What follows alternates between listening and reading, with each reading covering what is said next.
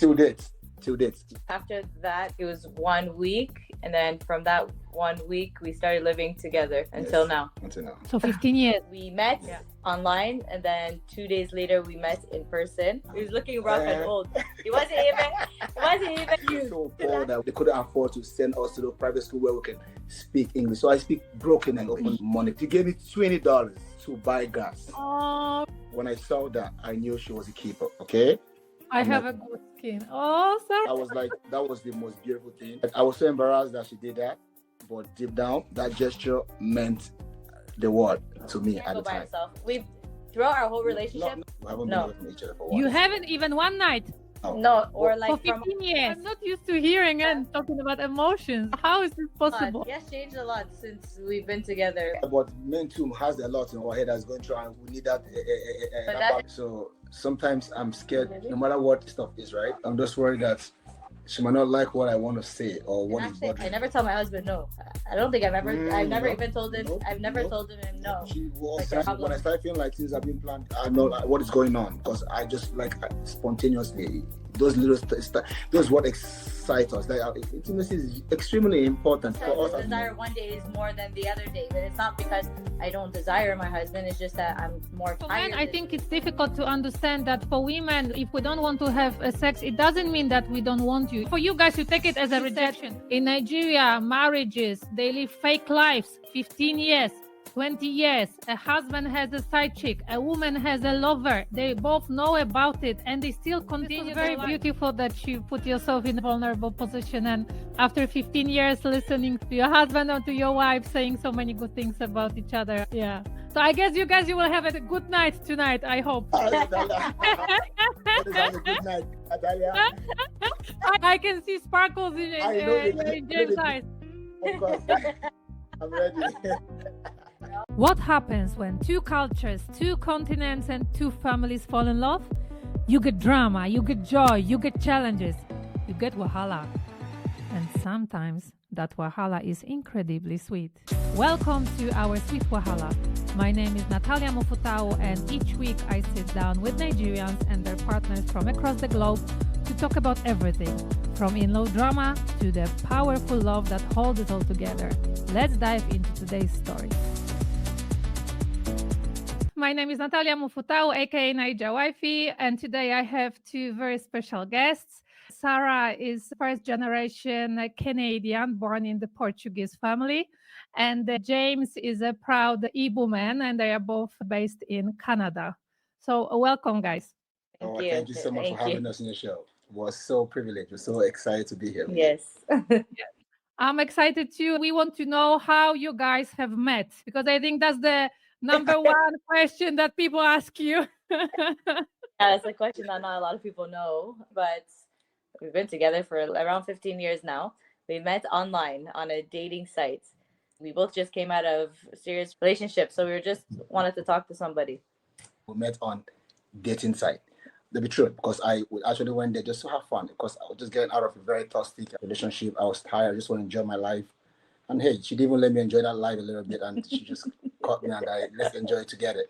And that was it. We met online. Mm-hmm. People were still a little bit surprised when they heard about it, but it wasn't swipe left, swipe right. I don't even know what the dating site looks like recently, but those days, that's the only dating site, the old school kind of dating site, right? Mm-hmm. So now I don't know how now, but then it's one of the sites. So I just want to go, and we were about we probably lived about 40 minutes away from each other. He was staying closer to Toronto side, and I live with my parents. So that's why I speak Portuguese, because I've grown up with my grandparents. I was living with them. Very strict, can't have men around and everything. So we met online, and then 2 days later we met in person. When I seen him online, he was that picture that you had there. He was looking he was looking rough and old. He wasn't even cute. That picture wasn't even cute. But like I said, I wasn't looking for anybody to date. I was just trying to take my mind off of my previous relationship. I just wanted to talk to somebody. So he said hi. We just talked a little bit, and then we added each other on WhatsApp. I think we only talked a little bit there, and then we didn't talk for a while. So it was like a couple months later, I went to Portugal, and I was supposed to be in Portugal for 2 months, but then I just got bored because it was like in the village area. None of my cousins were there. So I left after 2 weeks of being in Portugal. And then when I came back, I don't know, I was at the beach or something, and then with my family, and I was just laying on the beach, and somebody took a picture. So I used that picture. I posted on WhatsApp, but I wasn't wearing bikini. I was just shorts and everything. Once I post that picture on my WhatsApp, he messaged me.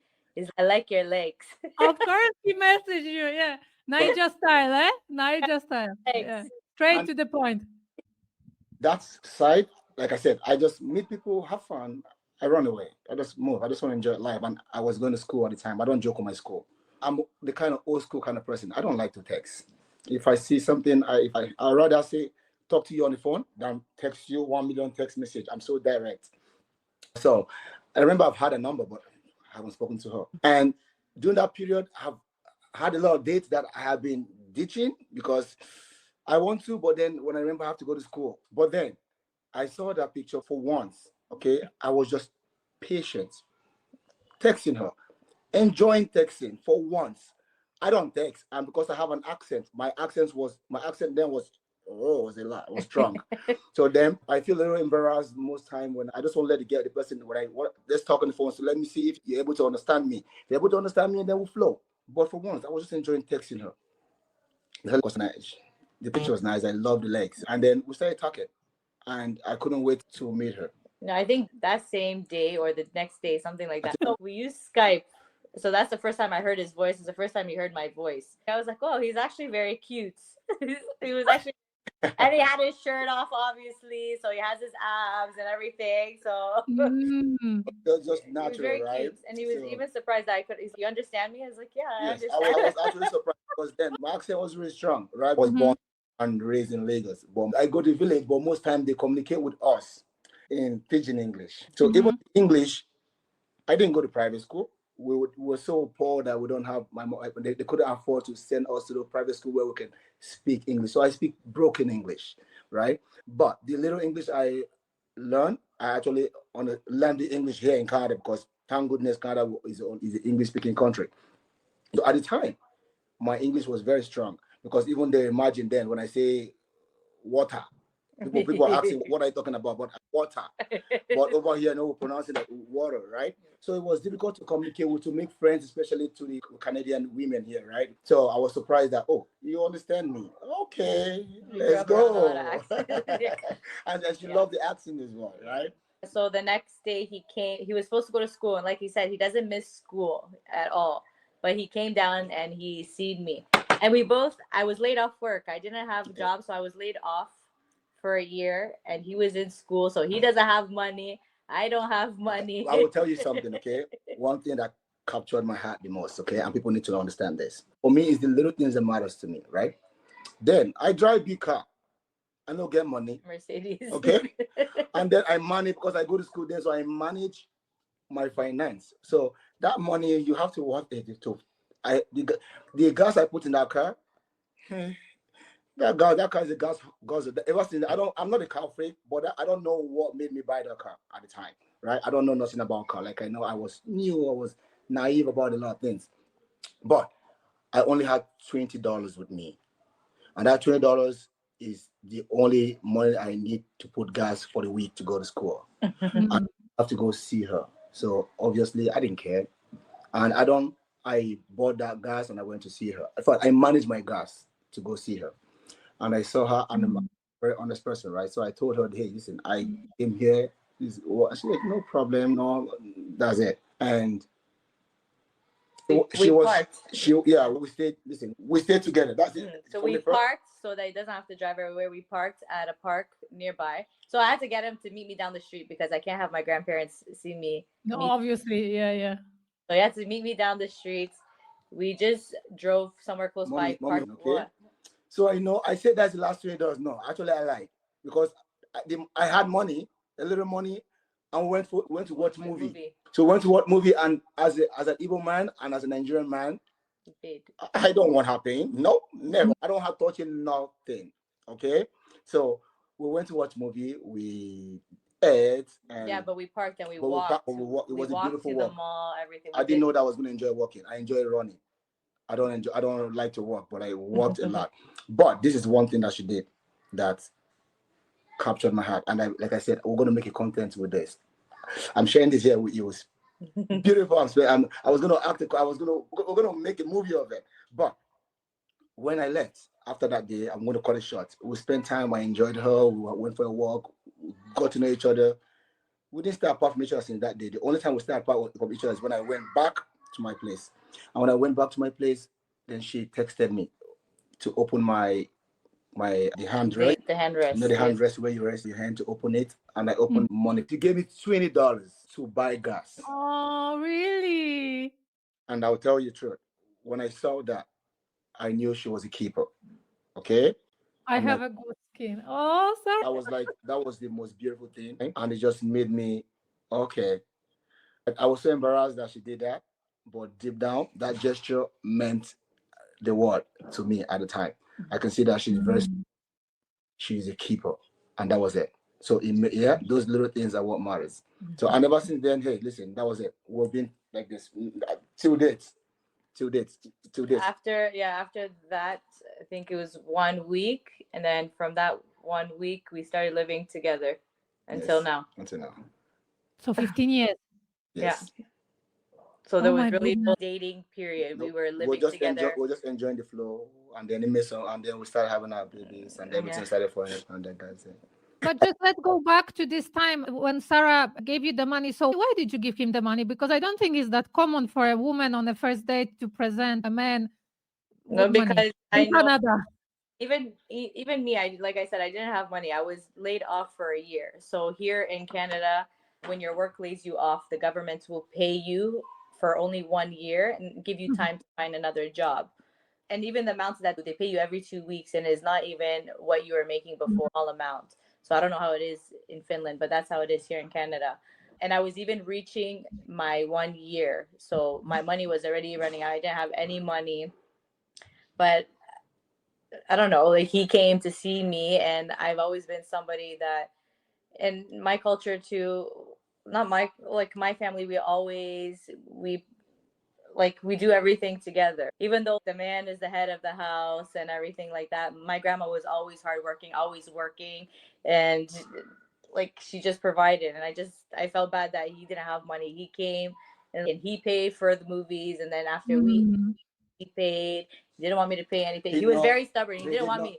I think I even asked you or something. I had a problem. I'm like, you don't do that. So even though that was why she did it, the reason she did that was because I had he didn't want to take. Yeah, he didn't want to take. She offered it. I did not want to, and because she like, you know what? Okay, I'm not going to fight about it. So I didn't know that she actually did that eventually. So that is what made it special, because I had said no.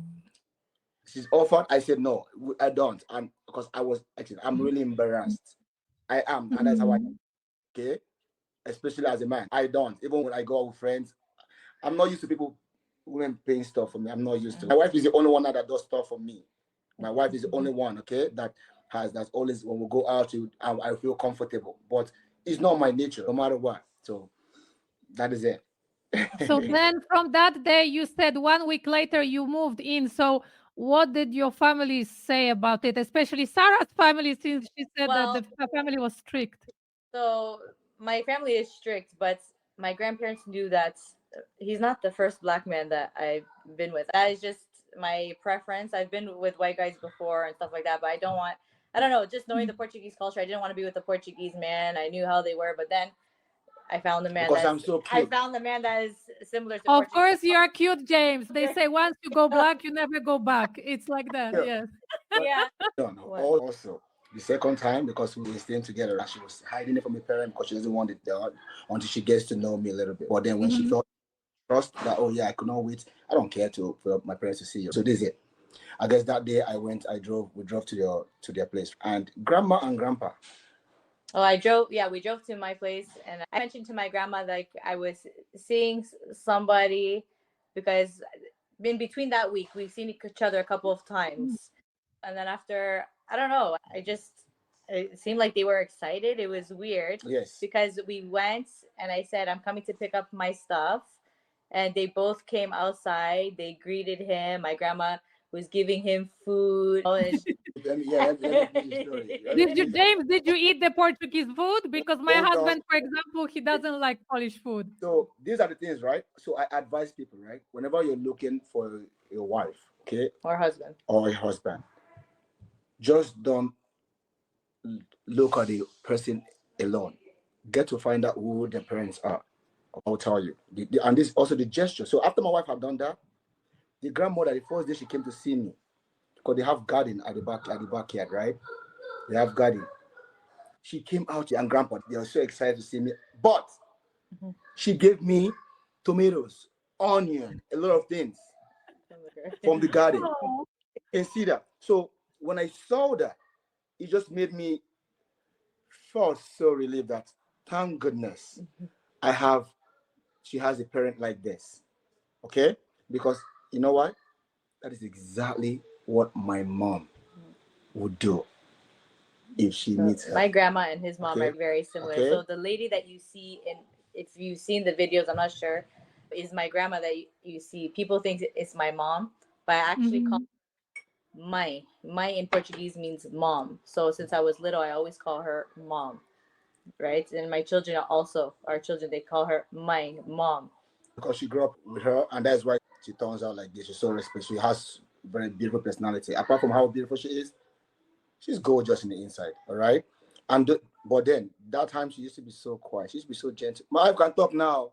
She's top for Is it not because of you? This is how the Niger works, you know? I can see it. Not gentle anymore.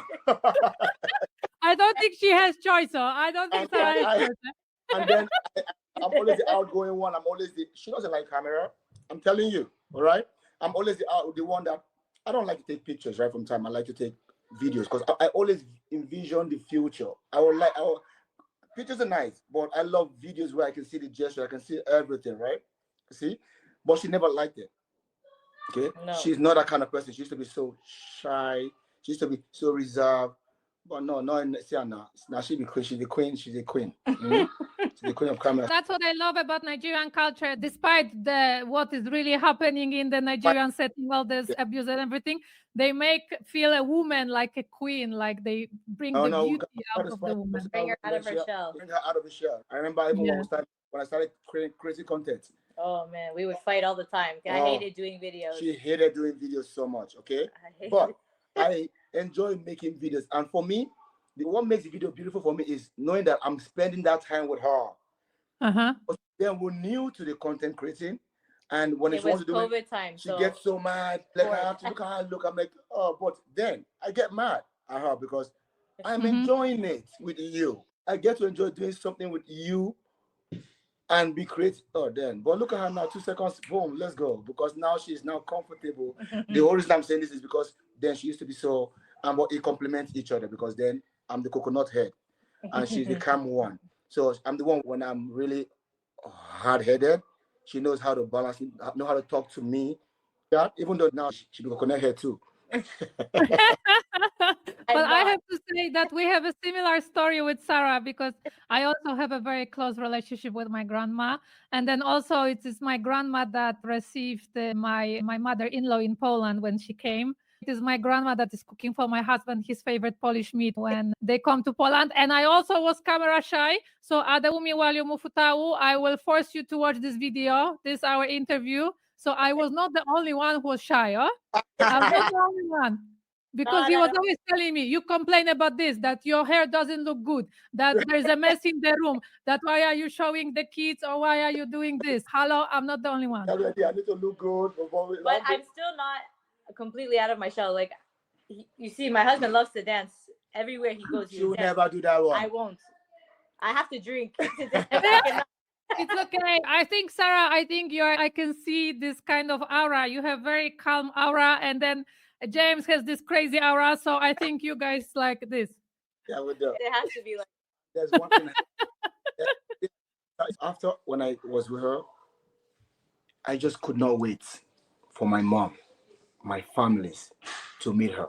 But mind you, they've been talking on phone, and my wife is that kind of person. When you meet her, you just love her because she's so respectful. I'm so humble even though I have coconut, I am stubborn. But respect for me is the biggest thing. And respect is that's why we're together. You can see that. She has a lot of respect. And I just know that my parents will love, my family will love the I couldn't wait for my mom to meet her. The only thing that I know, right, was gonna be a little challenging. I couldn't wait for that. Is to see how my mom is gonna communicate with her. I couldn't wait to see how my mom communicates with her for the first time. So how was it? How was the communication? It was fine. Since I don't know, it was weird because it's always just been him, and I just picked up on pidgin English so easily. It's not like he taught me or anything like that. Like, he was even surprised. One time he was talking to his friend on the phone and he said something that I didn't like. He didn't think that I was gonna understand. And I said, "What?" And I repeated it to him, and then he tried to tell his friend something again, and I understood that thing again. So I think he was even surprised that I understood. No, I wasn't surprised. I told my friend, hey, listen, you think my wife doesn't understand? She knows everything. It wasn't that time. It was Be careful what they talk about. Yes, I'm like, because they want to try to, like, because they left their wife at home, come outside and with my wife, and they don't want to feel bad at the time. I'm like, my wife understand. And they get shocked. They get surprised because they think, oh yeah, she's an Oibo white. No, they don't know that this one she hear a lot. Because most time I speak a lot of pidgin English as well. People are pidgin English. Hey, she don't, the blood flows in her. So it means that Sara speaks pidgin with your mom. Yes, and with my mom. I don't know. I don't feel like I speak pidgin. A lot of people say that I sound like a Nigerian, but I don't know. I don't notice it. Even a lot of people now outside, my friend, even my one friend would say, "Sara, speak the Queen's English." She said, "This Nigerian English, speak the Queen's English." Every time she would be saying that to me, I'm like, I don't feel that. I think because I'm in a house with all Nigerians, so it's bound to happen. Just if we were moving to a different country, we'll learn the language and everything.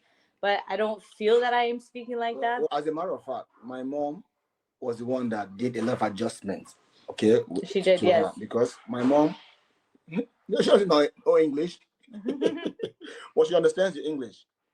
So a woman that what she cares about is in the street selling akara, English. So after my mom, she came to Canada to read her master's.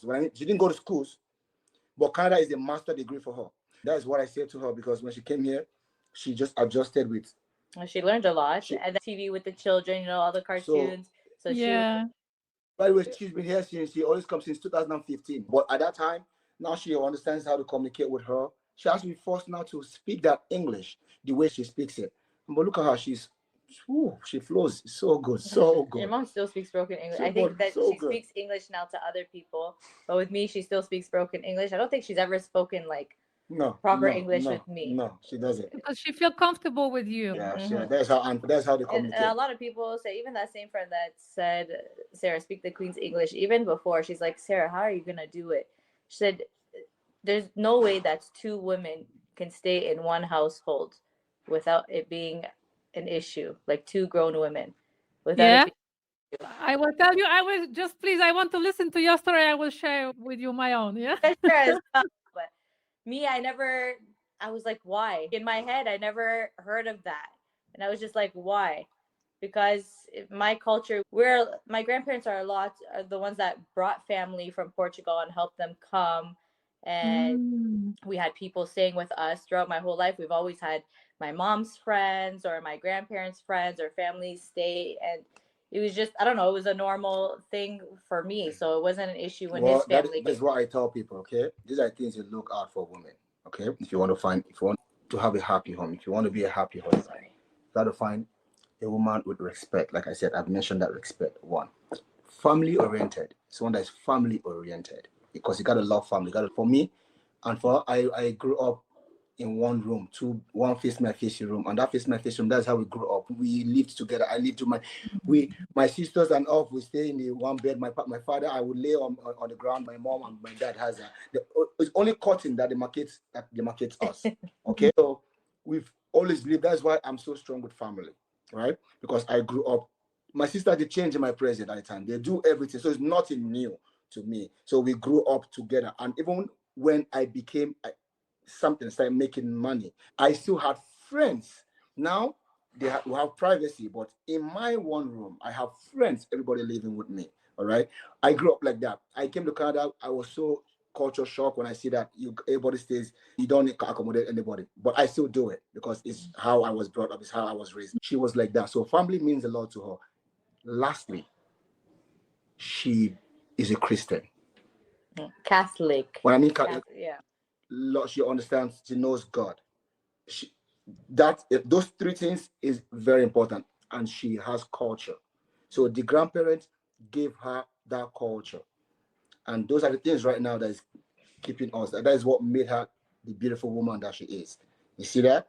And that is why I don't joke with our grandma, our mine, because she's everything to us. She's amazing, and she transferred all that to her. She learned a lot. And the community where she grew up. If they ever tell you there will be a woman that comes out from that, a good woman from that community, you would doubt it. She's a street girl as well. And she see her so calm. She grew up in the street as well. But look at her.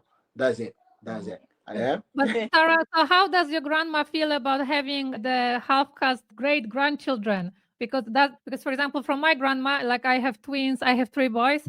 And then there's no one that we know that have 3 boys that are half-caste. So my grandma is like the proudest grandma in the community that you can imagine. So is it the same with your grandma? Yeah, she doesn't care. Honestly, she's even happy too that she obviously loves the girls and everything like that. But my family, my grandma is the only one out of her 12 siblings where she only had 1 child, which is my mom. And my mom had 2 girls. So we have no boys. So when we had OB and Bright, she was even more happy. They were very excited. Even my grandfather passed away 2018, so the year before Obi was born.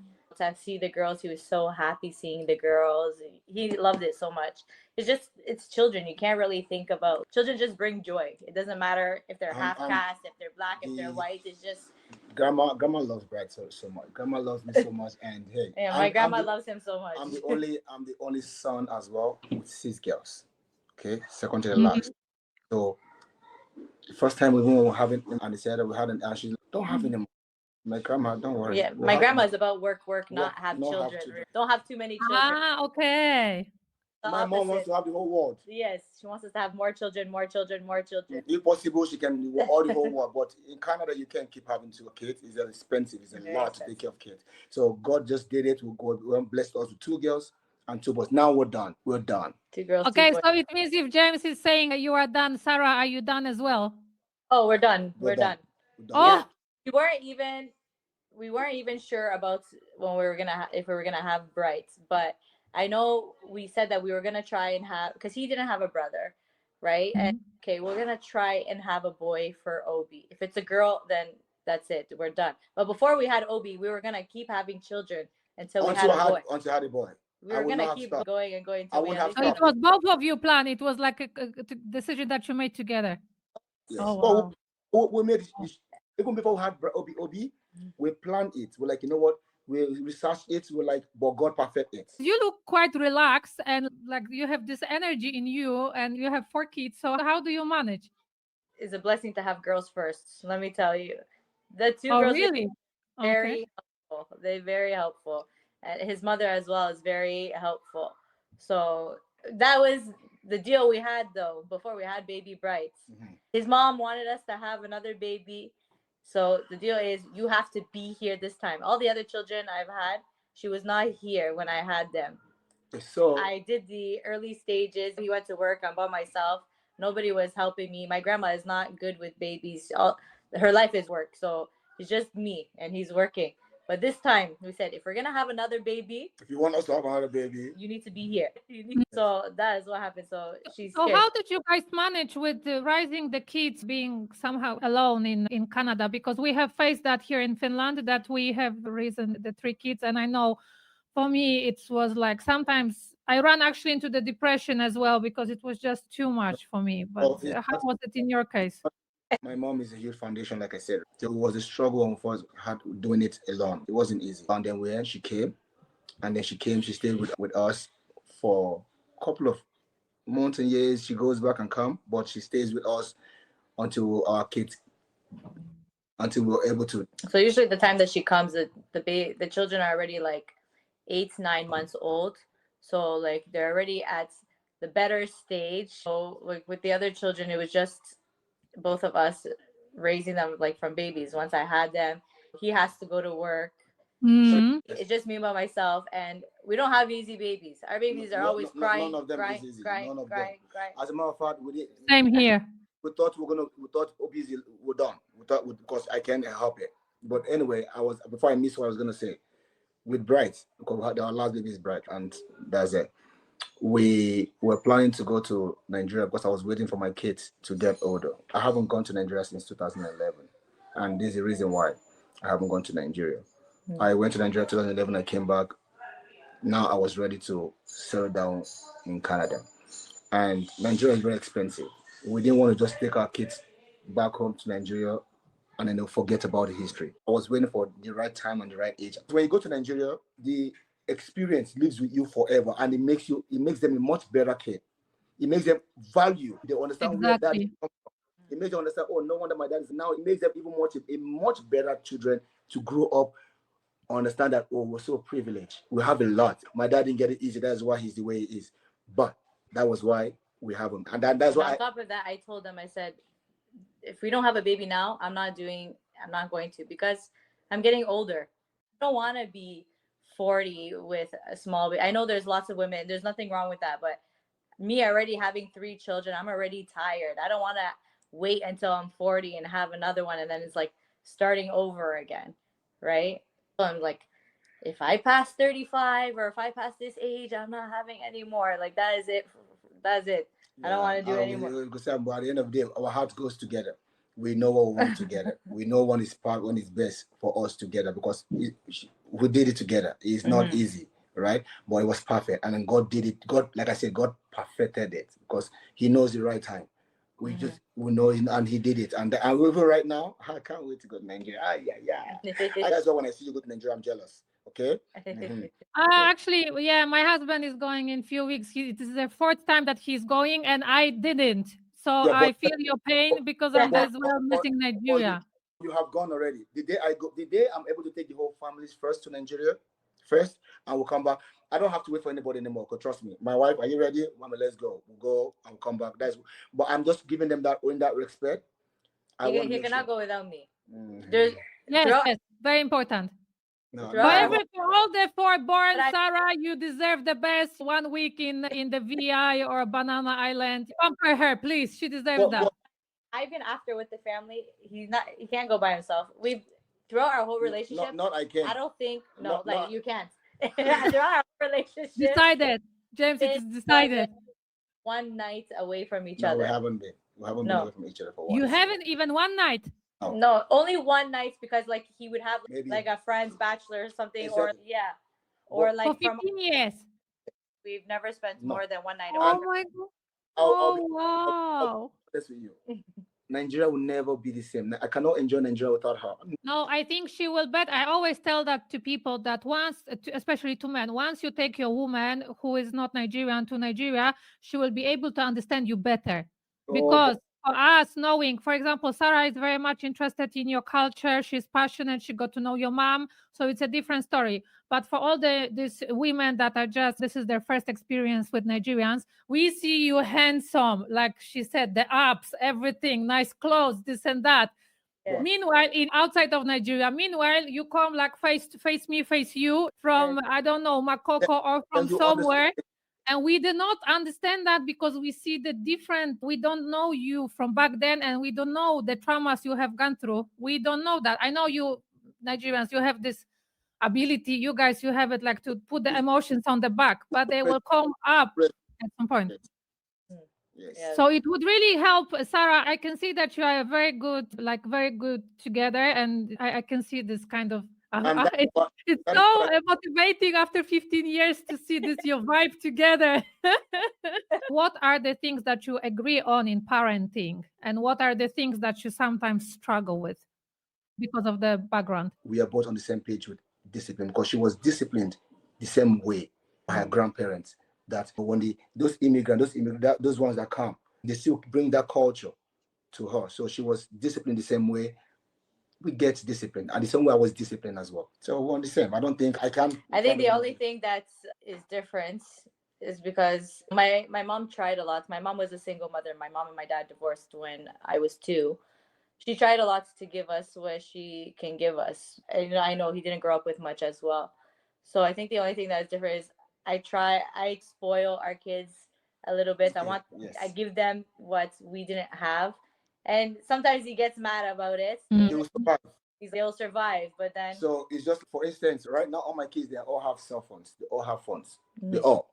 From babies, they all have their tablet because that's how they learn. They grow from there, they learn and they that. But if it was for me alone, they will wait until you get a certain age to get it, to get it. And it's not, for me, it's not necessary.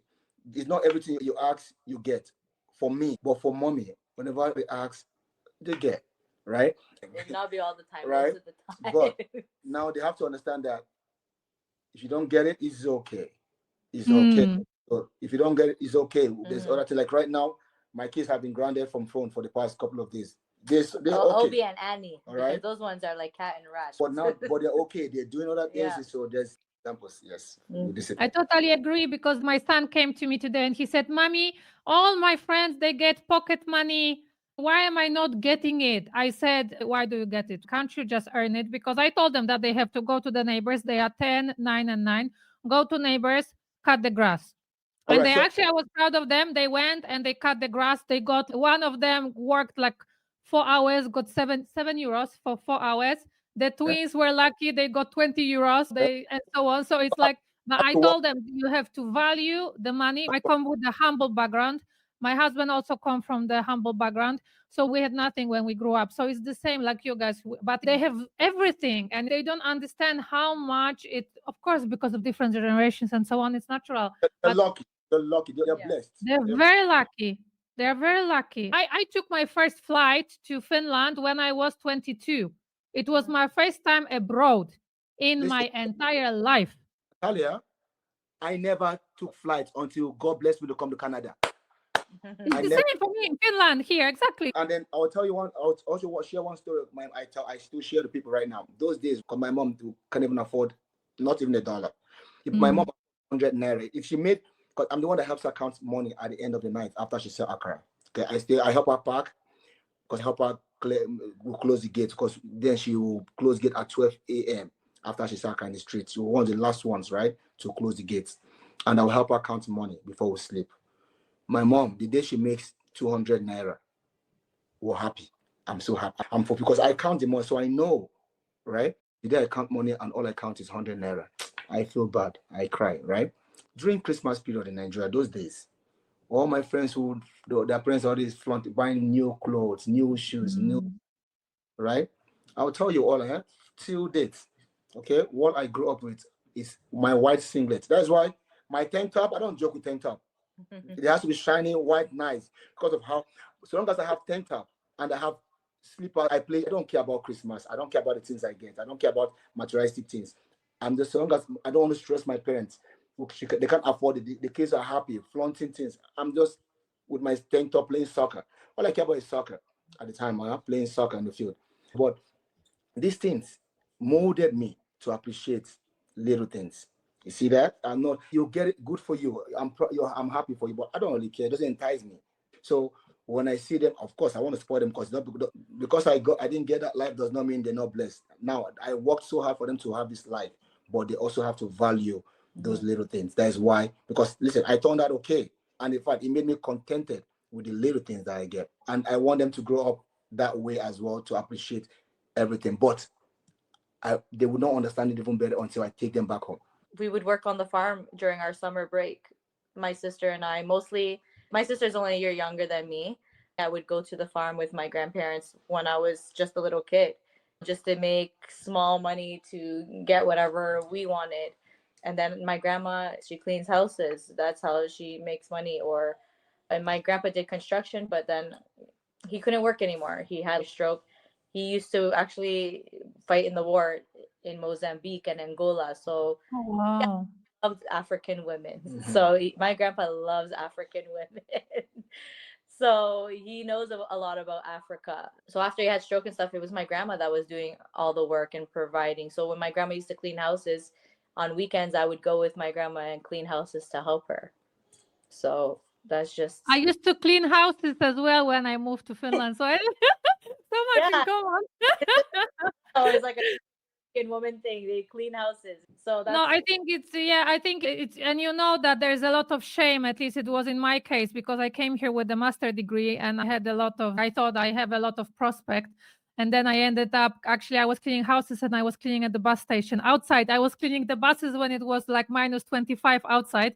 So I still remember one night, it was before the kids were born, but when I was cleaning and praying and crying at the same time because I could not feel my hands. It's very cold. We have a similar weather. So you're cleaning these buses at night, having a master degree and having this Nigerian husband and thinking, what am I doing here? Like, what am I going to achieve in my life? Like, I'm so ambitious, this and that. And yeah, I know that sometimes it can get hard in life. For sure, especially if you move somewhere else. And right? that's what made you, I think that's what makes you strong and appreciate your husband. I can see that's why you appreciate a lot of things with your husband, you guys. So it shows, and your kids, look at them and the discipline. It's common with us for Africans. It seems that you have a very good communication, the way you communicate. So what is the secret behind that? Because of course you cannot agree all the time, but how do you communicate? How do you solve the problem? We will still help each other when we're fighting, but Mr. Coconut Head over here, like he said, he's very, you hold grudges and he's very stubborn. He will not talk if we're fighting. Okay. Yes, so I think when you have a couple, they have to be the opposite. You can't have two coconut heads. You can't have, he doesn't want to talk and then she doesn't want to talk. It can't be like that because then nothing gets resolved. And I'm somebody that I like to communicate and I like us to talk, even if we're fighting at first. When we're communicating, of course you're going to be fighting at first, but then that fighting as you're communicating is going to calm down and then you guys will start talking more level-headed. And he's very coconut head, so I bug him.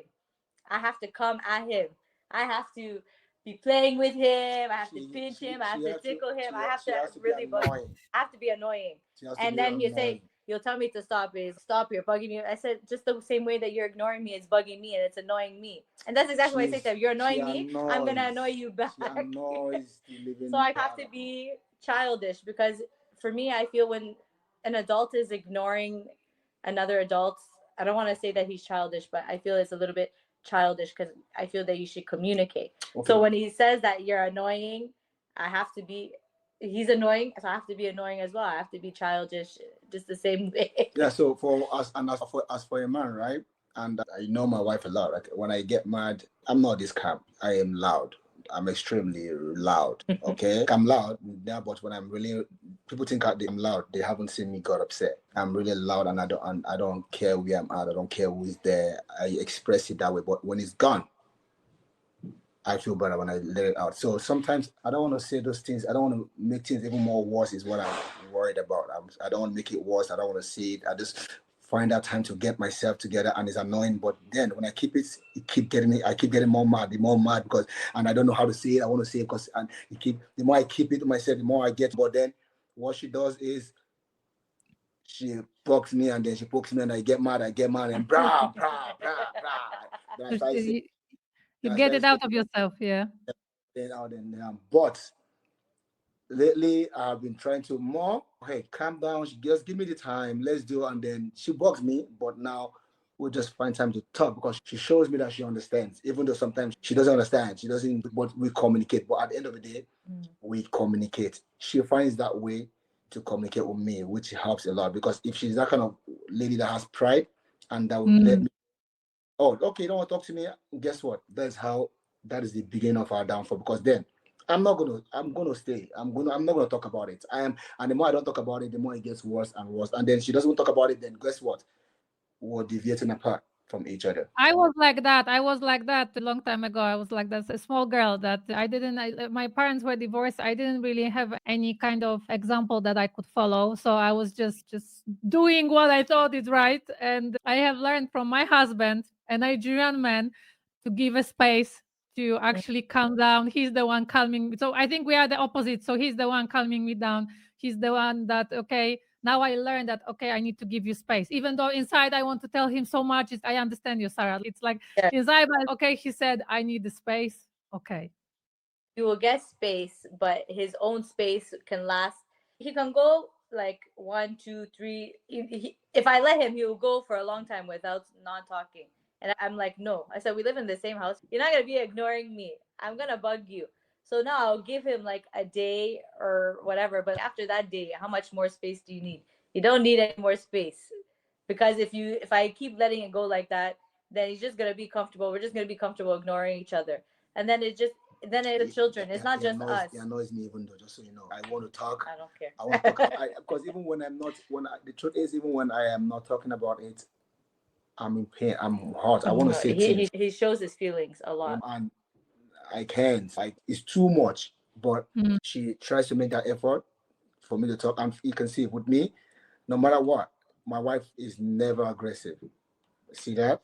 She's never aggressive. She's just never, annoying. She's just annoying, but never aggressive. And for me, so respect, like I said, I cherish my wife because I treat my wife the same way. If I fight any in-law that touch my sister, they're fighting. They're looking for my trouble. They know me. If I tell them, they know me, and I treat my wife that way because I'm showing an example of how I want you guys to treat my sister.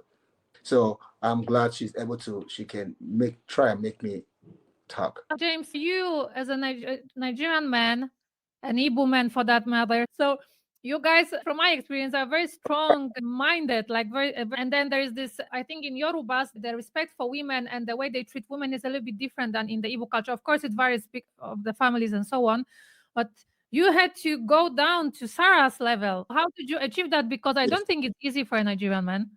And this is what makes it easy. What makes it easy is the way she talks to me with respect. Okay? So when I see that she talks to me, she tries, then I'm calm. Even though I'm still angry, but I'm calm. If she had not talked to me the way she's not humble or she's not calm to talk to me, forget it. She's just making it worse. She's just putting fuel on fire. And the pride will just up and up. But when I see that she's making effort, I don't like seeing her like that too. Because I want to, I don't know, like they are mad, but doesn't mean she thinks I don't like, I'm happy to see her upset. But deep down it bugs me as well, but I'm paying the pain is just for me at the time until I let go. So I'm glad that she knows how to handle me, that she knows how to make me stay humble. She knows how to bring me humble.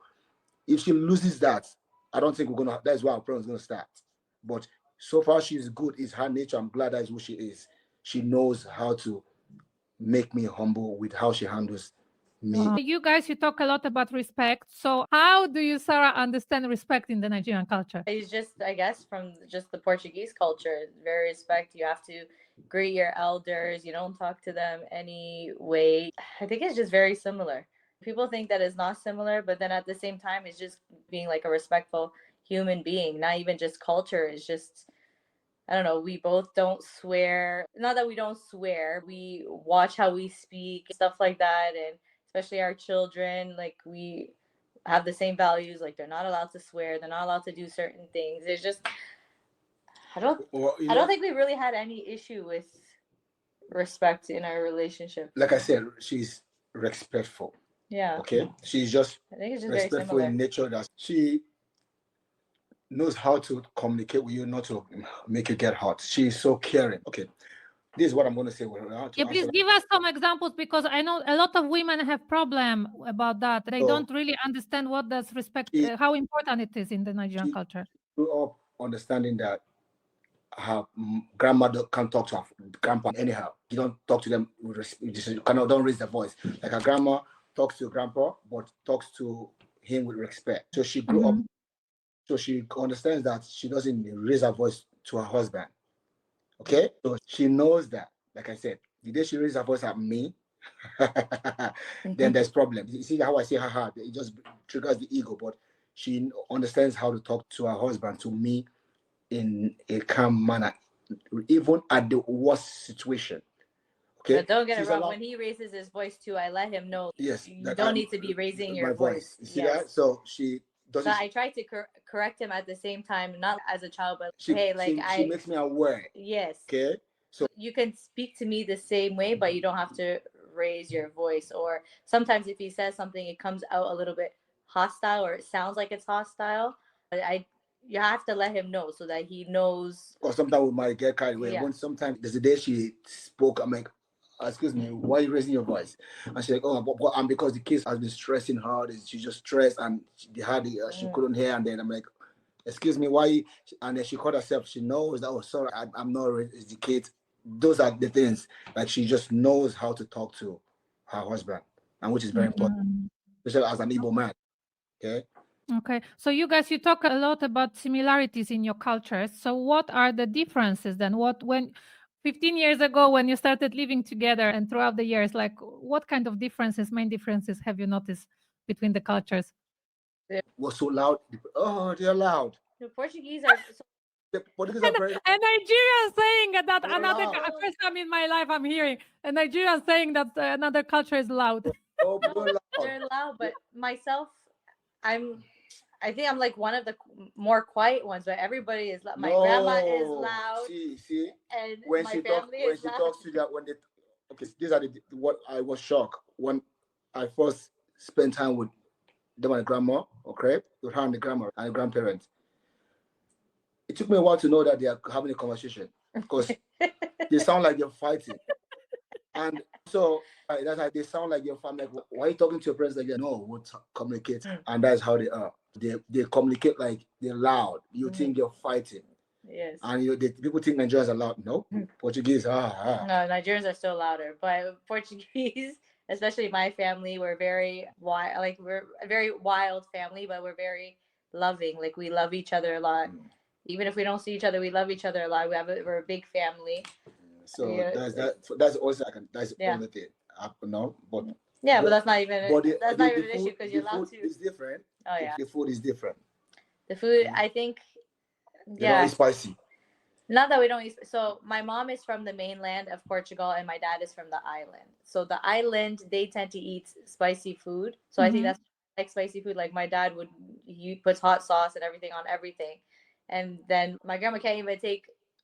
My grandma, when she makes food now, she puts pepper and stuff in it because of them, but she cannot even take a little bit of spicy at all.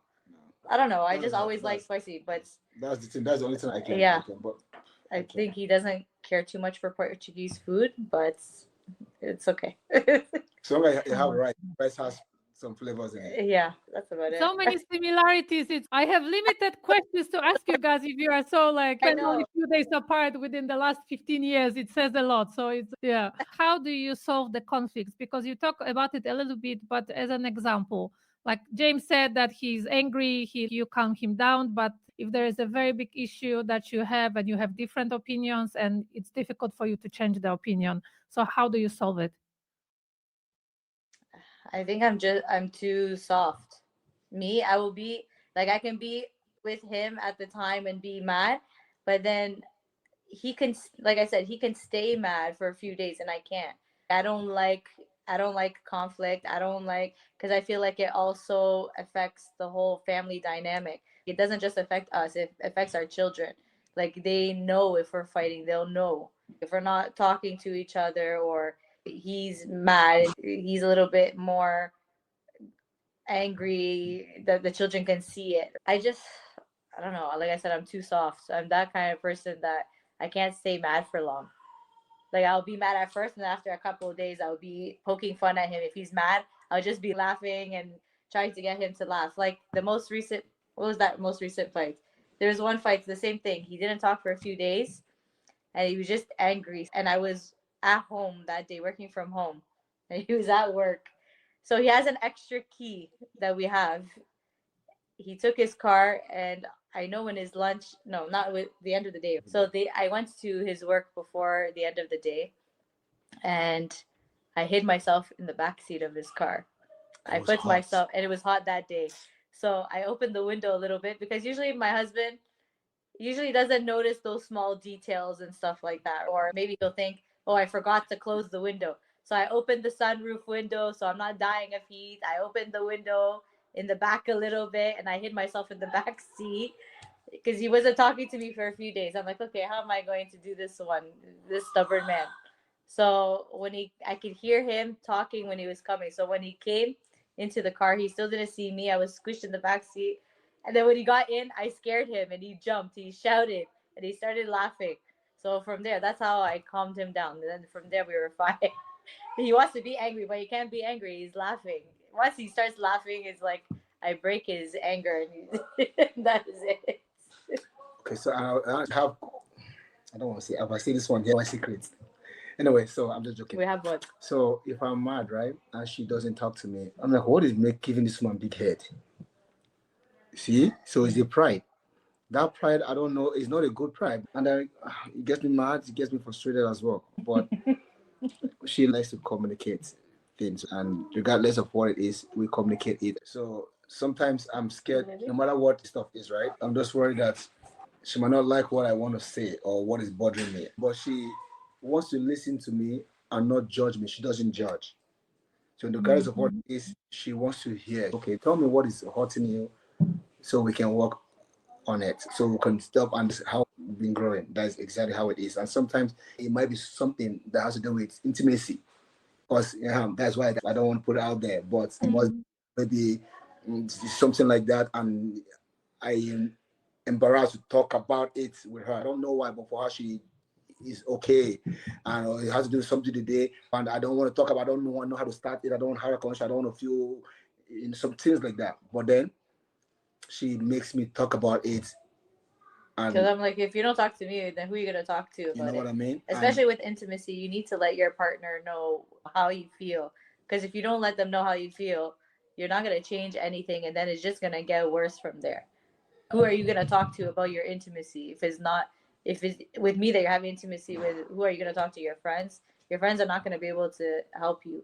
They don't know the situation between both of us. And plus, I need to know or he needs to know so that we fix the issue. Nobody else is gonna fix it for us. But he's always very embarrassed to talk about. I said, why are you embarrassed? And that's part of a relationship. You need to talk about intimacy. There's nothing to be embarrassed about. James, you as a man, as an Igbo man, you mentioned a lot about emotions today, about opening up. Now we're talking about intimacy. I'm not used to hearing about men talking about emotions. How is this possible? He has changed a lot since we've been together. I agree a lot. Yes. But having her, she helps me grow. She helped me balance. She helped me understand things in a emotional part. I'm a very open person. I don't hide things. I speak things. I speak it right, how I feel it. But she did a good job with that. But guess what? Her calmness, her understanding are the things that really do help me. And she doesn't judge, no matter, even as much as I don't want to say these things to make her feel bad or hurt her. And so sometimes when I keep quiet, it's not because I don't want to speak, but because I don't want to make her feel, I don't want to make things, I don't want to hurt her deep down. But she needs to hear it. And I don't keep things, I don't hide things. And if I keep it, it bugs me and I don't want to tell her, but I want to tell her. And I don't know, in all those kind of situations, right? I don't know how she's going to take it. I don't know.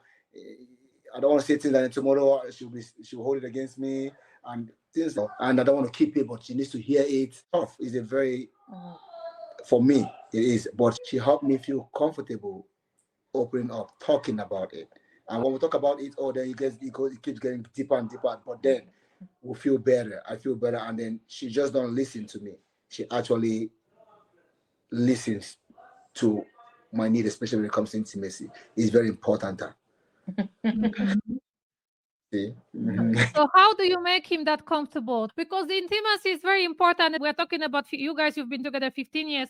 We've been together 17 and having 3 kids, careers and hustling and so on. Intimacy is something that people sometimes are not so ready to talk about, even though they've been together for a long time. We have our struggles too. You can't be, especially men, most of the time. Men are every day, how many times a day or whatever, right? Compared to women. Men have their own things in their mind, but women is, especially this generation, we have work. We're thinking about our husbands. Have they eaten? We're thinking about our household. We're thinking about our children. Just simple things like, what is our children going to eat for lunch? What is our children going to wear? After bath, they have to all these activities. And it mentally is draining for us. At the end of the day, I don't think men really know that women are tired. It's not that we don't want to have intimacy with our husbands, but at the same time, we're tired. We have so many things going on. And then men think it as we don't want them or we're not attracted to them anymore or something.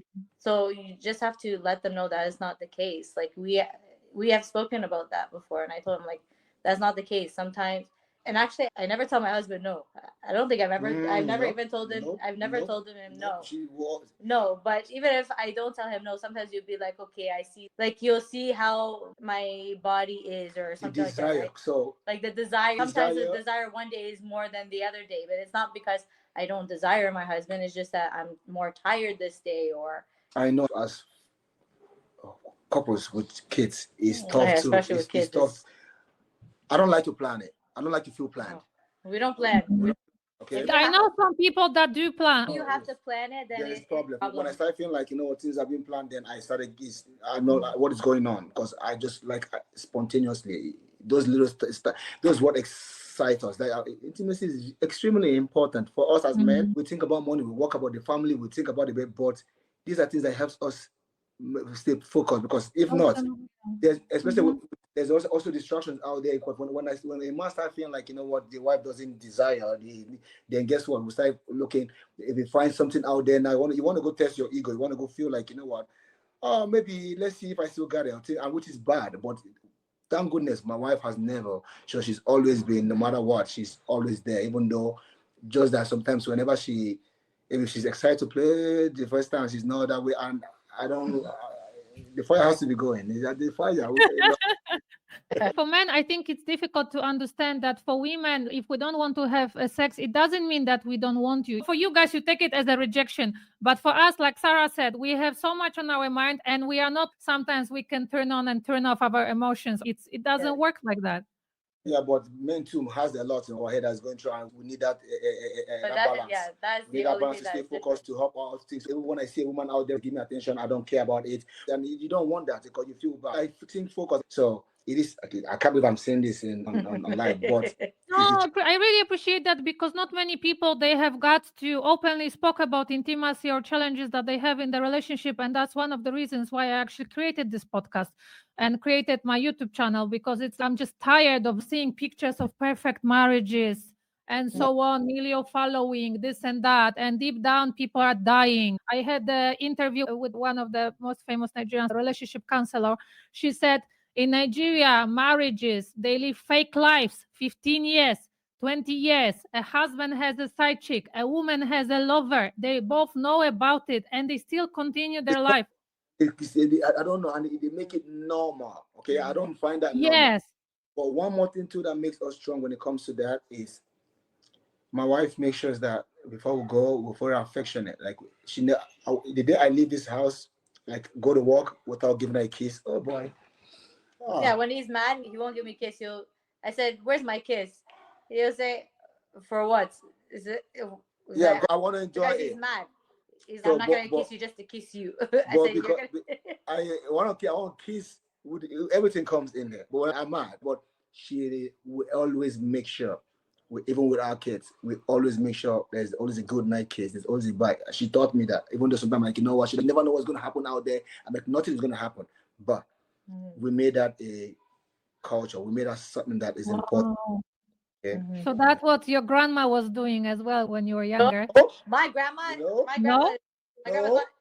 my grandpa was the playful one. So yes. My grandpa, he was funny. He was funny, dirty. He's playful. He will touch my grandma. Even if he does this to my grandma, my grandma would be like this. My grandma is very embarrassed. Any little touch, he doesn't do public affection. I don't know how it is, but behind closed doors for them that time. Yeah. But any public affection, they will not even hold hands. Nothing. I never saw my dad and my mom kiss. Never. No, but in Nigeria, in the time when you guys grew up, I think it's just common. Up to now, so people are finding, even if they see me kiss my kids on social media, they cry. But these are my kids, my babies that have been kissed. No, that I'm on you with you on that one, because no one can tell you if you can kiss your children or not. It's not a normal thing for them. It's awkward. Yeah, I don't blame them, but for us, it's normal. You guys, you've been on social media for some time, so how do you manage with jealousy? TikTok, we both share the TikTok account. Like I can log in and everything too. Instagram is only connected to, because it was my husband's Instagram before we started doing videos. But like he has no problem if I'm looking at it, or we don't hide our phone. He can take my phone anytime. I take his phone anytime. As a matter of fact, if my face has this screen face have to be there. So that way, whatever, just in case there's emergency, and I'm not there, she is there. So we don't hide nothing. What I mean, no thumbprint, we don't. So when people does that, we laugh about it. So when I'll tell, okay, let me see, somebody want to spoil me, and then she just laugh. She will just laugh. We just make fun. We don't acknowledge. We don't care about it. But there's too many DMs we don't, but nobody has ever sent too many DMs. Yeah, they said that no one has ever disrespected. Same thing. Nobody's ever done that. But obviously, people want that. I like you. You're cute or that, and especially some stupid men that will come to me and want to. I was actually surprised because first I was talking to you, James, and then Sara, after some communication, then Sara said, "Hey, it's Sara here," and I'm like, "Oh, okay." Yeah. I was surprised that you guys shared the handle together. If I can share my Instagram, I'll be happy because I don't like to read too much. She handles those parts when we're having promotion. I read. There was one video on YouTube that you posted about someone shaming your daughter. Can you please comment on that? What was it about and what happened? That, our older daughter was giving him a hug. It's not good at me, and people were found it awkward, and then they started threatening that, oh yeah, they're gonna. Yes. I think the real reason because of that one, I don't think it's because of her laying with him. I think it's the fact that she looks older than her age, because there's a lot of something that bugs me a lot is the way that especially Nigerian men, like, you know, us in social media, how old our children are basically. So at that time she's 12, 13, and then you're having these grown men talking about de-virginizing her or marrying her and stuff like that. Like, that's disgusting. So you know what I mean? So listen, okay, Nigerian men, okay, when they, and this has to stop. It has been happening for years, okay? My wife, or my in-law, my wife, my dad, they used to say that all the time. For them, it's normal. They will say, "Oh, my wife, I'll marry you when I grow up." Or keep her for me. But they're like 20-something years old or 30 years old, and she's like 12 years old. These are normal things that they see, okay? I don't find that normal, okay? We don't see that normal, and we don't care about that. And listen, okay, when they say that, I think it triggers me more than my husband. So yes. I address a lot of times, like, and he'll say, like, why are you giving them attention? It just bugs me. Just that whole pedophile kind of thing. It bugs me. Yeah, but more reason we address that situation is because now they started to threaten our life. So that message was about threats, about if I see you, about a big threat, and that threat. Now there's one thing about you saying things or wanting attention from us by saying useless things on the comment, and there's other things about you threatening us. Now I don't know who this person is, right? You might be somebody I know. You might be, so I don't take that lightly. So I have to put that out there online so that way, whoever you are, this is unacceptable. We don't do that. So that way I create awareness for that. You can say things like this. I say things, so long as you don't come to my house, in social media, you don't know my house, you don't know anything. It's just disgusting, and I don't want to give attention to that because I have 1 billion other messages that is nice, other comments that are nice. I want to give attention to the nice ones. I want to use to address your situation, your stupidity. I want to use that to give those ones that deserve the attention, the nice one. Because most time we notice that people will give beautiful comments, lovely comments, but that one other comment that we don't like is one we're giving attention to. It's not worth it. But that particular one, we had to address it because it was about threats and life matters. Not what people see is like million of following, a lot of comments, people taking pictures with you and so on. But actually there's this social pressure and this hatred comments that it is not easy as for us, for parents they can talk about us, but addressing the kids, like of course, 12 years old, my son is 10. So I can only imagine, Sara, obviously I would do the same. I think we have a lot of great followers where the ones that like really support us, they actually have our backs. Like they'll be the ones to comment on all that hate that those people are saying. So we appreciate that a lot. A lot of things too, not just like the death threat or whatever. I think a lot of people see as my husband looks very young and he does look very young. He's very lucky. Both of you look very young, Sara. You too. I think, I don't know how old people really think that I am, but they think that I'm older and he's younger. He's actually a year older than me. And then Natasha, our oldest one, Ifanaya, she looks older than her age. So people always think it's just like, it's weird that he looks young, or they'll think that she's his wife, or they just make stupid comments. You know what? It's Africans, right? A lot of Africans, they don't know until they come to this part of the world. They haven't traveled. Until you travel, then you understand that. Like when I traveled, I had to get used to seeing kids and knowing their age by their look. It took a lot of time because sometimes you see a kid, you think this kid is old, but you don't know this kid is a minor. Yeah. So they advised me at the time, make sure you ask their age, and not just their age, look at their ID, because they all look old. They all look like like they all look mature. When they dress, because the way they do, they know they look right. So it is something, is a change, a shock for us, especially me that is new and they haven't traveled. So imagine for them when they see our kids out now, our kids in this part of the world, and they think, oh, because of their hairs are long, they have long hairs. Or Tasha's case is because she's tall. And they're tall, so she's very tall. Actually, I noticed it as well. Yeah, they don't know how to differentiate minors and young, so we have to educate that part. I educate them. I make them understand that she's 12 years old, and if you talk about that again, then now is a problem. But it is that has to stop in a lot of things have to in Africa. No, but I think it's also why they comment is also because you are emotional with your kids, and this is something that people from Nigeria, based in Nigeria, they are learning. If they have not been exposed, they are not like that. I know, like my husband's father, he has never changed the diaper or something. It was not like that time. So I think you are educating them. Yes. Educating them. And people don't know. There's still a lot of men, not just Nigerian, a lot of men that won't change a diaper. I take pride in that. I will tell you, he's even better at changing diapers than I am. I take pride in that. I bathe my kids. I take care of. I do that. Yes. Everything from all of them. So I will tell you one thing. Even when I was in college, I was the only father that brings his daughter beside him. She sits with me in class. I'll give her a book to be drawing, and I'm paying attention in class. And she pulls. I need to change her. I take her to the washroom. I change her. I bring her. So I take so much pride in that. And when people look at me, they used to think on. Eventually, the admin, the principal, the administrators in college loved me so much for them. Like, why you guys? It's my job. I am enjoying it. As a matter of fact, having her there with me makes me happy. Okay. So that is how for me I do it. And even when I see that people are looking, when I have visitors in my house and they see me chilling my kids, wow, it's my job. I enjoy doing it. When I first came to Canada, I had this roommate. She's a single mother. She has 2 kids. These kids now, they're my kids. They're in universities. They're almost even done. They see me pretty much like the father because I was a father figure out to them. But then the daughter was 2 years old, and I was staying with her, and she is at work. I will have to go pick up the daughter at daycare. The daughter would not poo. The daughter would not poo at daycare.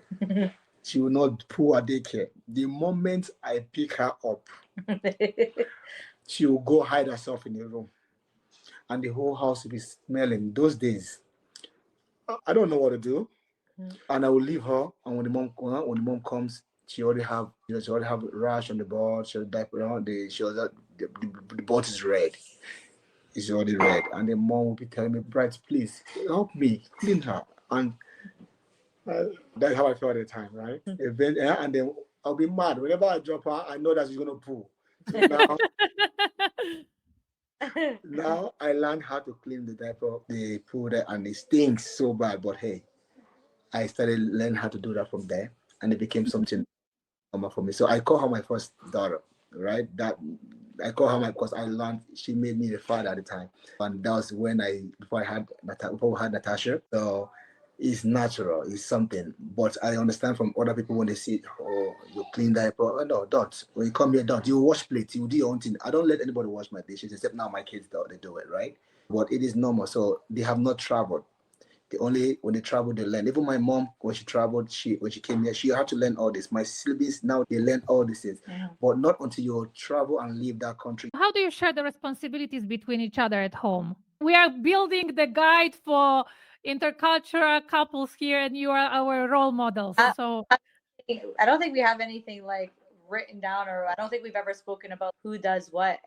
My husband is very clean. That's what I like. And he's even cleaner than me. Like, he's OCD. He likes things very organized, particular. Like, I don't wait. We don't wait for it. So like yesterday, it got in my head. Okay, we have someone came here yesterday to come clean the whole place. They did our carpet. They came to clean our carpets. So when they came, and then our children too, they're all switching rooms. Like the girls, they want their own room, so they're all like switching around. So I was at the grocery store, and he's cleaning, he's mopping, it's not planned. It's just natural. So the days that she's just you're doing this, she's just doing it. So it's doing. Don't she? I think when it comes to cleaning, especially, I think we're on the same page with we don't like dirty. Like we get very. I think we get this. Just our head is all over the place. Me. Yes. I can focus. If there's diaper on the ground or there's mess on the ground and I see my kids jump over it, I get mad for them. So they know now that when I see things that it's not the right way, it's gonna get mad at me. I'm gonna pick it up.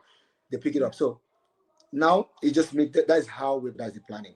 Like even with the siblings coming here, they've seen. I know it was shock for them as well when they see that. Like the way they clean and the way we clean, like especially dishes. Like they'll just rinse dishes or whatever. They don't really do too much, but we actually scrub the dishes. We have a whole we really scrub and we make sure. So they have to learn too at the first time. So they thought at the time it was shock for them to be like, "You not want to do it. You got to do it. It's how it is." But now they're in the system. Now they know those. And I was taught that way as well. I was taught when I first came to Canada, when my roommate at the time takes me to a friend's house, the friend serves us, right? When she finished serving us, I don't wait for her to come take the plate away. They showed that you have to. It's our culture in Canada. Nobody does your dishes. If you finish, we expect you to go to a dish. Except I don't want you to work to. I'll leave it. I'll do it. Except I tell you not to.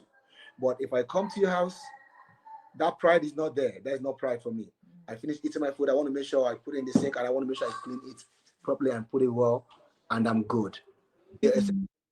Or my wife is there to do it. See that? What about the finances? Do you plan it together? Do you plan it separately? How is it in your family? We have for us, we have a joint account and we both have our own account at the same time. Like when we get paid, it goes into our individual accounts, but then we split our money into the joint account to pay bills, pay mortgage, you know what I mean? So we do everything pretty much equally. My husband is better for saving. It's not like I spend money all crazy, but I try to use my money, groceries and stuff for the kids and stuff, and then his portion. For us to go spend time to do other things, or when it's emergency, we need bigger things. The bigger things that I take responsibility. The other things, and that's why she doesn't get enough sleep, because she's the one that. Okay, so now she wants a big TV, 199 inches. No, I don't. I'm just giving instance. Now when she wants that. Now I don't go looking for them, but she finds it. Now where does it come from? Now that is my responsibility. So it's just natural.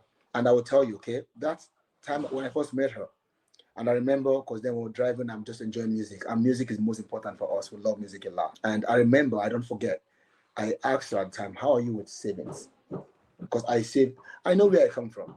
I know the responsibilities I have back home. I don't even save money. We don't even spend money on ourselves, because 99% of the time, my savings goes to helping the community back home. I'm not making for myself alone. I'm making, every day there's problem on my phone. Every day there's not one, there's 5, 6 problems. If I open them, and because of where I come from and I know how it is, how the life is, I know how we grew up. And like I said, me growing up, I see how my mom can't even make up to 2 cents. So I feel the pain, and I know the pain. I feel the pain more than people that live in Nigeria, because I'm the one that's taking all these responsibilities. Somebody's father is dead, is us. Somebody, their children, is us. Community, everything, because we're out there. And it's tough. So I always have to have that. And my wife, listen, and people have to know this. My wife enjoys, not that she enjoys, she never for one day stopped me from helping anybody from back home. And it never ends. The money that I've used to spend, people, the money. But I wanted to ask how Sara reacts to all this demand coming from Nigeria. As a matter of fact, he'll just say, this person, she doesn't, she take. The days I don't have, that this person really needs it, and I don't have, and my heart cannot rest. God has, you have to. That's why I don't like to hear every story that touches, because I don't have the even his siblings too. Like I would even go without him knowing that. I will tell him afterwards, but I will send money to his siblings back home or whatever. She would just do it. She would, the days I can't, she would just, okay, Daddy, I take this. I will send it, I will do this one. Because she is also, so it's how we love to give. And that's why I said, if I go to Nigeria, I'm going to be broke, because all those people that ask you for money, I'm just... it's not easy. That's why I opened the foundation. It's crazy. The last 2 years, I would have bought a car I actually had the car I wanted to buy, But then when I saw there what's happening and I knew no one is going to help them, I'm like, You can't help it. okay. Even Yeah. I'm not. No, it's like that. I understand. It's like Even that. when I went to Colombia, we went to Colombia recently. It's just our nature. When I see people, when I see them, I can't help it. It's how we are. And guess what? I believe I do that because I believe that is how I'm being blessed. And I tell this story. My mom sells akama on the streets, most of the time on rice. Most of the time, the foods are done. She will finish food. But we don't. How much we make? Like I said, we didn't make up to 100 naira. Where's the rest money goes? She's feeding the community. They call my mom is the mother of all nations in the streets, so that people know her. And then she can't say no because someone will come and take credit that never ends. She's helping people, and this help that she did, she gave to other people. I'll tell you right now, okay? The way I see it, that is how God used to protect me here in Canada. When I came here, I had no family. I had no anybody when I came here. I don't even know where I'm traveling to. I have no research. There's no internet. I don't know. But those goodness that she did followed me, found me favor, found me grace to helping hands. I'm doing it for my children because I don't know where they're going to be tomorrow. That's the same way my mom has opened that way for me. See that?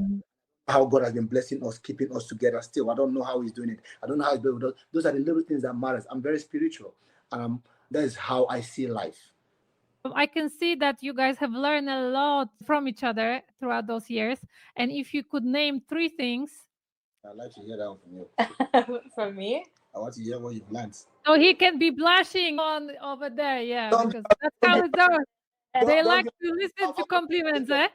No, I think I'm probably to be a little bit stronger. Like I've always been an open, so like I'm very open. That's a good one of the things about our relationship. Like whatever is on my mind, I will tell him. So I think that helps us a lot as well. But I think he's just made me a little bit more stronger, a little bit more outgoing, more free. I guess that's I how don't he's know. I'm listening more to you. outgoing, I want to hear. I want to know. yeah. And then patience. I've always had patience, but like patience. Because he's testing you on a daily basis. That's why you are growing with patience. Yeah.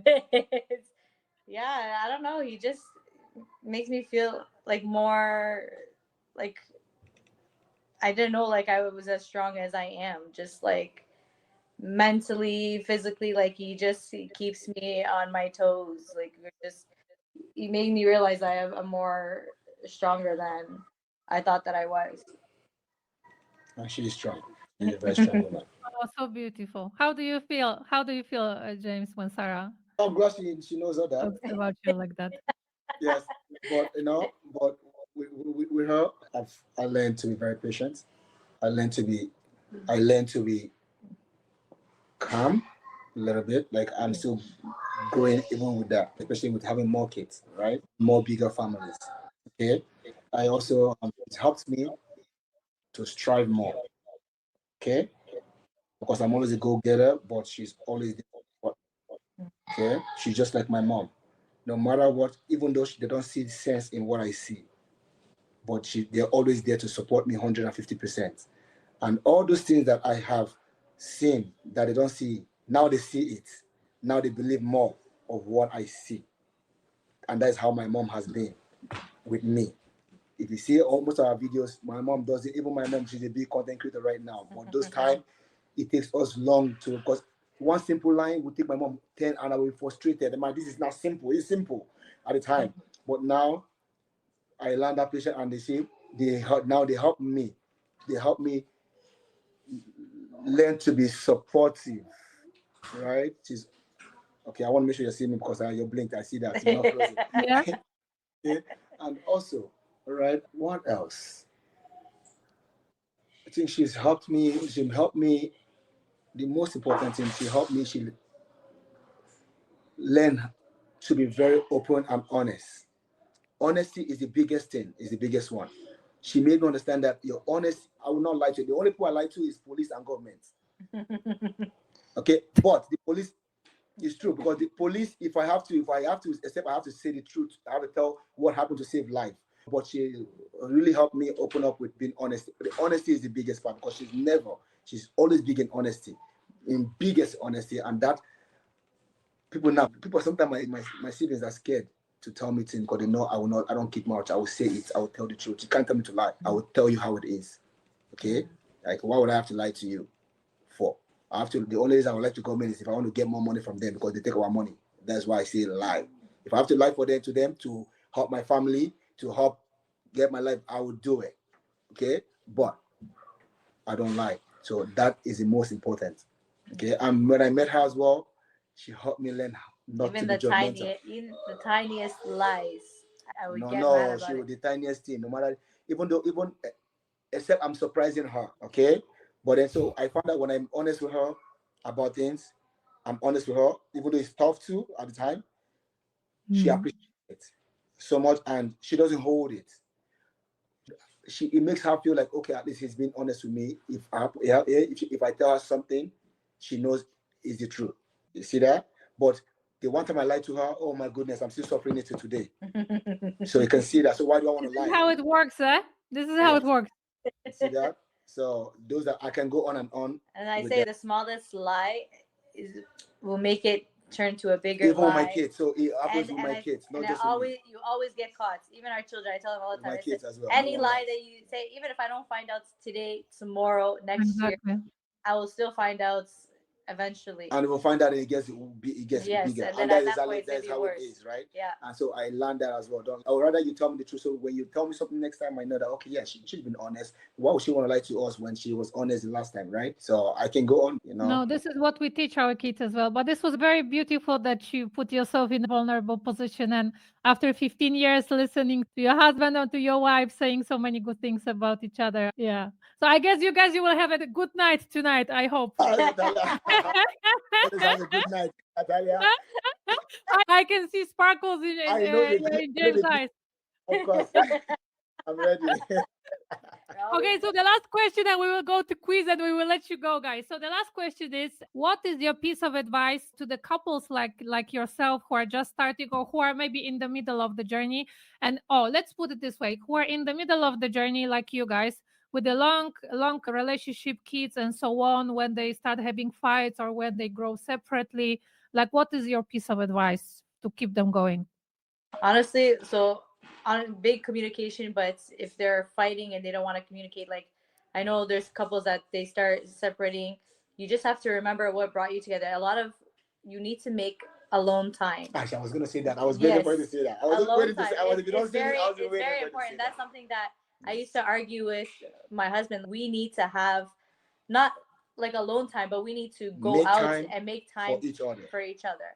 It's very important, because if you're just kids or people that don't have kids and you're doing work and you're doing your own thing, like you're gonna separate from each other and you're gonna forget what that passion. If you're having alone time and you're doing stuff that maybe, okay, even if you're having alone time, maybe they're still fighting with the alone time, but do something that you guys enjoyed doing before that brought you guys together. Okay, so I'm gonna just make it a lot easier. Okay, so remember the first honeymoon stage when you guys were first met. What sparks relationship? What sparks it is the time you guys spend together. Okay, all the time.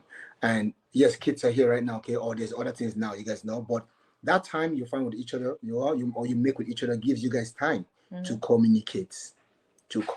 Without that time, you can't find time to communicate. You can't only have time at bedtime because there's not enough time. So always find time. When I mean time, quality time. Okay, go out, find time, take your wife out. You guys go out and go spend time together. If you have to go on vacation, do that. Anything that will help you guys find time together is important. And then communication. Communicate openly. Be yourself. Be honest with each other. Those are the things for me. Our advice. The men are all going to be happy to hear this, but intimacy is very important. If you don't, if you're like one day a week or once a month or whatever, you're like, top it up. Yeah, there's no. It doesn't help anything. Top it up. Because both sides are gonna feel 4 times. You say 4 times a week. 5 times a week. Maybe like both sides are gonna feel like, okay, he doesn't want me or she doesn't want me, and then that's where they start finding that attention from outside. They find that attention, to get that attention, and then guess what? That's where the problem starts. So, but to get enough. I tell people, before I go out to my friend's house, I eat enough in my house. Because when Very I eat, important. when I eat enough in my house, I don't know where I'm going to live. I don't know if I'm going to leave food out there. I don't know if they're going to starve me. But at least it doesn't hurt when I finish eating in my house and I go there and I'm going to do shakara because I go there and they give me food. I'm full. I'm already full because I already eaten. All I can eat. I don't. But if you're hungry at home and you go outside and they give you anything, you eat. So make sure you've eaten enough at home and not just eat enough spicy. I think honestly, favorite. Favorite kind of food. Eat a goosey, eat make it Yeah, variety of food. Yes. When I mean by variety of food, make it spicy, not just. You need to have plain. fun with your partner, not Have just serious. fun. Like even just like throughout the day, if you do little kisses or just grab each other or just have fun. Yeah, you can't. Spike it up. You can't just be boring. Walk past each other. Yes. And you have to be touched. You gotta, like I said, eat a lot of food. Make it spicy. That's act like teenage, like those teenagers that play around with each other. But then, those times together that you find together, build those connections. Okay, when you don't have those time together, you'll be apart. I will say one more thing before we go. I say a lot of scenarios. I elaborate a lot. Okay, that's me. I have somebody yesterday I spoke to. I haven't spoken to him in a long time, and I was excited to see him. And I asked him, "You have any kids? No, I haven't given birth or problem." And the person, Nigerian people, if they don't give birth, before you know, they will be blaming their papa for village, their family problems, the family home, and they say she have this place. I'm like, it's a lie. There's nothing wrong with her. Okay, if you're over here and you have the kind of health system we have, the doctor will find out one or two things that you guys need to do. But most importantly, spend time together because you're there. You're Igbo man, because I know him very well. All you care about is Igbo is business. All you care about is go spend that money on yourself and your wife. Go out, make that money, invest in yourself. Spend time together because I've seen couples that never, when they get pregnant, he goes out, they feel at the point this person feels like she's never gonna give birth, but when they traveled and went out on vacation, after a couple of months, she's pregnant. Okay, it's the stress that. But sometimes the stress is what makes it, and the stress even makes it worse. Imagine you're not together. All you're doing is thinking about his business. Your wife is not. Your wife needs you, or your husband needs you. But all you guys are thinking is work, making money. Who's going to enjoy that money? How are you guys going to enjoy that money? And together to spike up that thing that is going to stress. Makes you impotent. Okay, so that's why I tell people find time. That time with each other. This time, I enjoy this podcast. You know why? Because it gives us time now. I can see it. Yeah, I'm very happy to hear that because I told her. I can see the vibe that you guys miss each other. Yeah. To talk about this, give us time, and guess what? These are the things that we all need in relationship. Every little time matters. Spend time. Without those time, you cannot have that communication. You cannot have. Or everything will not fall in place. So I advise them to spend time. Find time for your wife. Find time for your husband. Amen to that. It's a simple advice, but very powerful. Thank you for that. But just the last time is a quiz. So 4 questions for each of you. How much do you know about each other's culture?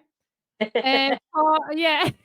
No, I made it easy for you because I made 2 questions about Canada and 2 questions about Portugal. Sara will have 4 questions about Igbo culture. So who are we going to start from? Let's go. I want to hear. Okay. Yes. Okay. Okay. Yeah. So the first question is always about the food. My favorite. So it's the ofe onugbu. Is one of the most famous. Sorry. Onugbu. Onugbu. Without G. Yeah. Ofe onugbu is one of the most famous and respected soups from Igbo land. What is the English name of its main ingredient onugbu? Bitter leaf soup. Yeah, bitter leaf soup. Yes, bravo. 1 point goes to Sara.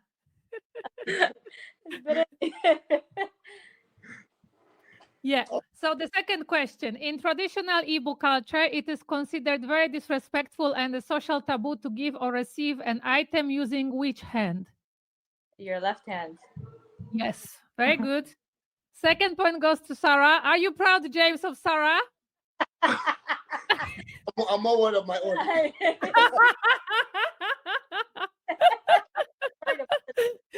Okay, the third one. Before a traditional Igbo marriage is finalized, the groom's family must formally present a list of items to the bride's family. What is the list commonly called? Oh crap! That one. Do you even know? No, it's not like it's just like what does the man need to pay to your family when he wants to get married to you? But it's bride, isn't it bride price list or something? Yes, it is. Yes, very good. Yes. James, have you paid the bride price? I'm lucky. There's two things I'm so lucky about. I'm lucky I don't have to buy wig all the time, and I'm lucky I didn't have to pay bride price. Okay. Buying cow. You see, I don't mind, and guess what? I don't mind buying anything. Okay, I will tell you the truth. If I had to do anything, I would do it ×3. And I tell people that's how precious she is, and that's why I tell any man that wants to come marry my sisters. If this woman is really precious to you, I know there's bride price, but I will double that bride price. Yes. So I'll be so happy to do it. But at least he's lucky anyway, so it's okay. So I'm lucky. I'm lucky I don't have to do that. I don't have to. I'm lucky. See how did your husband do it for you? No, I'm still but I want the car. So I told him like I want the car that I want. So it's not for my family, it's for me. So I can wait. Make you get more money so I get a better car. I don't have a problem with that. So the last question is about the proverb. So I will try to say it in Igbo, but please, if you wonder if you understand, James. Otu onye tuo izu obue okuko. And it means a person who plans alone ends up killing a chicken. So a person who plans alone ends up killing a chicken. And what do you think that means, Sarah? A person who plans alone ends up killing a chicken. I never heard that proverb, but if I would have to guess, it's like you take a community. Is this like relationship-wise or just like overall? No, it's just in general. The person who plans alone ends up killing a chicken. I just feel like for me it would be like a community. You would need like a community to do more. Like you would get more than just killing a chicken. Maybe you get a goat or you get a cow or something like that. But if you're doing things alone, you're not accomplishing alone. Just like marriage. That's exactly what it means. It is always good to seek counseling or to seek advice and instead of doing something alone. Yes. So I would say that this is a correct answer. James, she got 4 points. 4 out of 4. So let's see how much you know about the Canadian and the Portuguese culture. If I lose just now, I just want to make her win because I just want her to win. Just so you know. I don't think you have choice at this point, I beg. Yeah, why didn't you let her win? She's good. All right, let's go. Okay. When two women or a man and the women greet each other in an informal social setting in Portugal, like how do they greet each other? What is the most common gesture? Yeah, they kiss on a cheek. They're both cheeks. Yes. Yeah. And what is the kisses? What do you know in Portuguese? What is the kiss? They peck on both sides, right? On both left and right. The besitos. Is it? Oh, he wouldn't learn that because I don't say that. Well, we say. Yeah, but he replied correctly, so that's the most important. Yeah, he knows that one. Yeah, because he does it too. I've been to Portugal. I lived there a little bit. I know a lot of that. Yeah. But let's see. I can't wait to see how much I know. Yeah, you got 1 point already, James. So that's good. And yes, so the second question is about Canadian food. So what are the 3 essential ingredients in a classic authentic poutine? Poutine? Poutine? Where are the yes. 3? Oh, yeah. We'll have cheese. Yes. And fries. Yeah. Yes, very good. Yes. Yes. You're doing well as well. So it's good. 2 points go to you. The second question is about Canada as well. So besides the maple leaf, what in wild animal is the major national symbol of Canada? Goose. Is it goose? Is it a goose? Is it a goose? Goose? No, goose? I don't think so. No. Okay, hold on. It's almost the same. It's a dam building animal. Industrious dam building animal. Industrious building animal. It's on the 5 cents. I know. It's The animal on the 5 cents. What's it called again? Oh my goodness. It's not a deer. No, the one that's on the 5 cents. It has a horn. Those No, it's the one that's on the 5 cents. That's 25 cents. That's the one you think. Yeah, you please give him a hint. Go, yeah, if you want, sir. Damn. It gets tail that does this for damn. They pat to make their house. They pat dirt with sticks. What is it called? Squirrel. No. It somehow looks like that. It's a little bit bigger. Dasha, it's on the 5 cents. Beaver. A beaver. Yes, very A good. beaver. Yes. A beaver. Yeah, It's beaver. okay, I will give you 1 point. It's a family effort. Family effort. Yes. Okay. And the last question is about the Portuguese proverb. Maybe I shouldn't say it in Portugal, but I will say it in English. An old donkey doesn't learn languages. I don't know this one. No. An old donkey doesn't learn languages? Yes. But what would you feel that it means? I don't know. An old donkey doesn't learn languages. No, we are here to learn. So it's however you understand that. I didn't know this proverb either. It's just the way you understand it. I don't know. An old donkey Tell me doesn't what learn languages. old donkey. What do you feel like it would mean? Old donkey doesn't learn languages. An old donkey doesn't learn languages. So it sounds like no, but people still understand when they're old. When they're older, no, I don't know. To me, it sounds like an old person. They're set in their ways, so they don't want to be learning something new. That's what it is. New. You know how like they're set in their ways. They're not open. So you know how when you're kids, you travel to a different country. It's easy for you to learn. Exactly. But then, when you're old, you can't. It's just like we can't. It's hard to understand. It's not that you can't, but it's hard to. That's why I'm like, you are used to the old way. Yes. So again, I think Sarah, how many points should we give him for this one? I just want to win. Just give her the point. Family efforts. You can get. You can tie with me. It's okay. You can win. Okay. So guys, so normally I do it in a way that for the person that loses, for example, the person will do the dishes and so on. But I think for you guys, I will give you a draw. Please have a good evening today, okay? But Mama, I have day for the house. Please, there is no excuse. Just spend some nice time together, okay? Spend some nice time together. Natalia, thank you so We had a much. great time. I really appreciate you guys. I appreciate your vulnerability, your honesty, and I really like how you open up about a lot of things here so other people don't feel that they are the only one having this or that problem or they don't know how to solve this or that things. So thanks to your advices, I think people will I really hope that it will cause some good conversations between the couple and most likely they will spend some more time together. As you said, that is important. So thank you so much for your time. And please go take care of the kids. Have fun tonight. I don't think we want to keep you any longer. Have you? Yeah, it's good to have us here. We appreciate. Hopefully, people learn from it. And you know what? We're going to be having more questions and answer sections like this on our platform as well. So, hey, you know what? You got to follow us as well, so that way you don't miss out on beautiful, important things, and you feel free to ask questions as well. But Natalia, thank you so much. Follow Natalia. We will put all your details in the description. So guys, for those of you, I guess most of the people know you, but for those of you who don't know, we will put your YouTube, TikTok, IG, and all the other platforms. We will put it in the description. Thank you so much. Okay. Yes, thank you guys. Yes, bye.